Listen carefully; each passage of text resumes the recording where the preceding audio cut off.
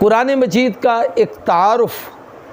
جسے ہمارے بزرگوں میں ایک عالم گزرے ہیں مولانا عبدالشکور الدین پوری، وہ بڑے سادہ لفظوں میں بتاتے تھے کہ بھیجنے والا اللہ ہے،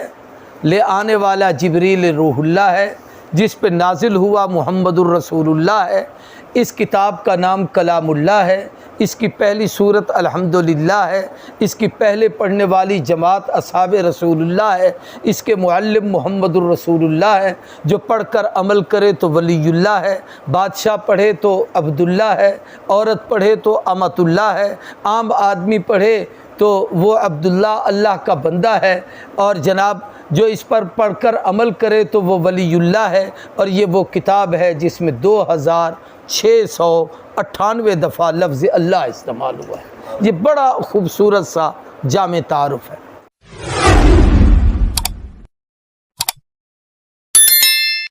اعوذ باللہ من الشیطان الرجیم، بسم اللہ الرحمن الرحیم، الحمد للہ رب العالمین، الرحمن الرحیم، مالک یوم الدین، ایاک نعبد و ایاک نستعین، اہدنا الصراط المستقیم، صراط الذین انعمت علیہم غیر المغضوب علیہم ولا الضالین، آمین۔ اللہم صلی علی سیدنا و مولانا محمد وعلی آل سیدنا و مولانا محمد وبارک وسلم۔ قرآن مجید کی مختصر سی وہ تشریح اور تفسیر جو ہم عام لوگوں کو سمجھ آ سکے، اس حوالے سے ہفتہ وار 2 دن کا یہ پروگرام ہوا کرے گا، جس میں کوشش یہ ہوگی کہ زیادہ سے زیادہ عام باتیں جو دن رات زندگی کی ہیں وہ سمجھ آ جائیں۔ اس میں لمبی علمی اور الجھی ہوئی یا بالکل چھپی ہوئی بحثیں ان سے اجتناب کریں گے، اس لیے کہ ہم جس درجے کے لوگ ہیں کم از کم اتنا تو ہمیں سمجھ آنا چاہیے۔ قرآن مجید اللہ کا مقدس کلام ہے، یہ میں آپ کو قرآن پاک کا مختصر سا تعارف کروا رہا ہوں۔ ہر چیز کو پڑھنے اور سمجھنے سے پہلے اس کے تعارف کو پڑھنا چاہیے کہ یہ چیز کیا ہے۔ تو یہ قرآن پاک اللہ کا مقدس کلام ہے، اور جناب سرور کونین رسول اللہ صلی اللہ علیہ وسلم جو ہمارے آخری نبی ہیں ان پر اتری ہوئی یہ آخری کتاب ہے۔ نبی کریم صلی اللہ علیہ وسلم کے وہ معجزات جو قیامت تک باقی رہیں گے، جس کا کائنات میں کوئی مقابلہ نہیں کر سکتا، ان میں سب سے بڑا معجزہ قرآن مجید ہے، جس نے پوری دنیا کفر کو بلکہ قیامت تک کے لوگوں کو چیلنج دیا کہ کسی میں طاقت ہے تو اس کے مقابلے میں ایک آیت بنا کر دکھاؤ، کہیں فرمایا ایک سورت بنا کے دکھاؤ، کہیں فرمایا 10 آیتیں بنا کر دکھاؤ، کوئی آدمی اس کا مقابلہ نہیں کر سکا۔ تو یہ قرآن مجید کا ایک خاصہ ہے، اللہ کا کلام ہے اور معجز کلام ہے کہ اس کا مقابلہ کوئی نہیں کر سکتا۔ تیسری بات یہ ہے کہ یہ کتاب ہدایت ہے کہ قیامت تک کے رہنے والے لوگوں کے لیے ہدایت کی مشعل ہے، اس لیے کہ حضور کے بعد کسی نبی نے نہیں آنا، تو اس کتاب کے بعد کسی وحی نے نہیں آنا، اس لیے ہدایت کا کوئی نیا سرچشمہ نہیں ہوگا۔ قیامت تک انسانیت کی ہدایت کے لیے ہدایت کا سرچشمہ صرف قرآن پاک ہے۔ پھر اسی طریقے سے قرآن پاک کی ایک اور خصوصیت ہے، وہ یہ ہے کہ قرآن نبی کریم صلی اللہ علیہ وسلم کی سیرت ہے۔ سیرت حالات زندگی کو کہا جاتا ہے۔ ام المؤمنین سیدہ عائشہ صدیقہ نے فرمایا تھا، کان خلقہ القرآن، الحمد سے والناس تک سارا قرآن حضور کی سیرت ہے،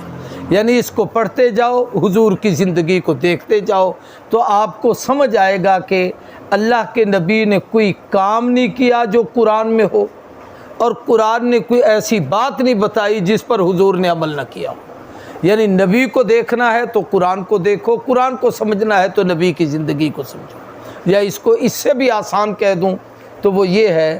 کہ جب تک قرآن اترتا رہا، حضور نے بتایا یہ کلام خدا ہے، اور جب حضور دنیا سے چلے گئے تو قیامت تک قرآن بتا رہا ہے کہ وہ رسول خدا ہے۔ قرآن نبی کا تعارف کراتا ہے اور نبی قرآن کا تعارف کراتا ہے، اس سے بڑی کتاب کائنات میں کوئی نہیں ہے۔ پھر قرآن مجید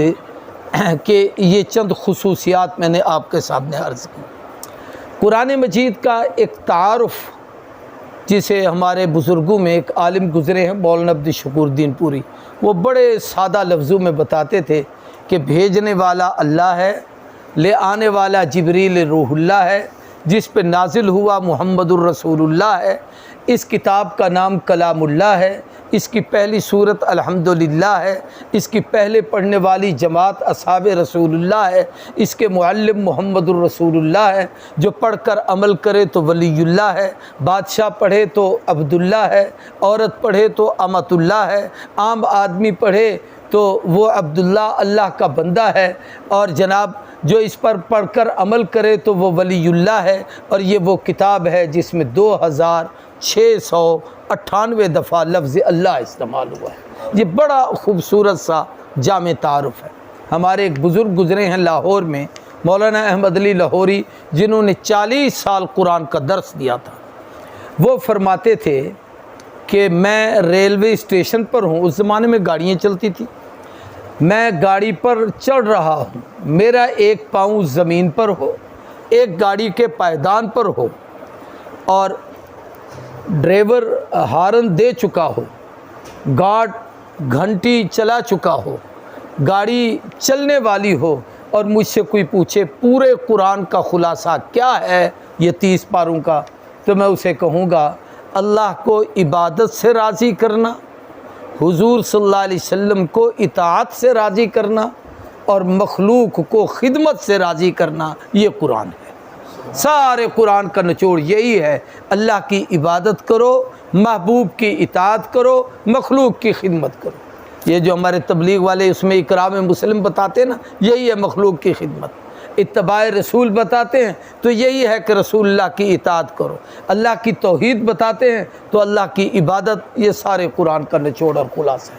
اب قرآن پاک کا ایک خاص مضمون ہے، اس کی 2-3 باتیں عرض کر کے پھر اس صورت کو میں مکمل کرنا چاہتا ہوں۔ قرآن مجید کے 5 حق ہیں۔ ہمیشہ حقوق کی جنگ دنیا میں لڑی جاتی ہے، یہ بھی ساری جنگ حق کی ہے۔ یہ پانی میرا ہے، میں لڑ مروں گا، یہ چیز ہماری ہے، ہم لے کے رہیں گے، یہ زمین میری ہے، میں اس پہ کسی کو نہیں آنے دوں گا، حقوق کی دنیا ہے۔